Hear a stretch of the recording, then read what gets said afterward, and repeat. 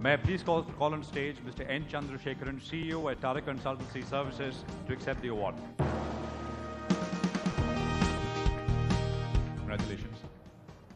Before I get into the Q&A, I've got a small factoid here, which I think most of you will find very interesting. Chandra took over as the CEO of TCS in October 2009. Since October 2009, and we are getting into stock market returns here, the BSE IT index, since that time till now, is up 46%. The benchmark BSE Sensex index is up 11%.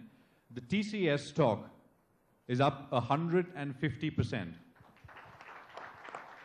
That's point number one. And at one point in 2012, the TCS market capitalization was essentially greater than the next three top IT companies put together.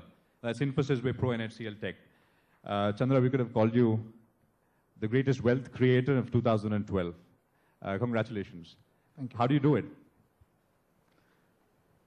I think we have just kept to the basics. I fundamentally believe that growth mindset is very critical. We came up with a message that growth is the source of energy, and everyone has to believe in growth. So the management team, we are about the top 40 people.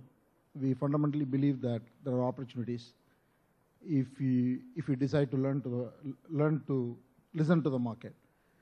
So we believe that as long as we are consistent with customers, consistent in tracking what's going on, we can find opportunities.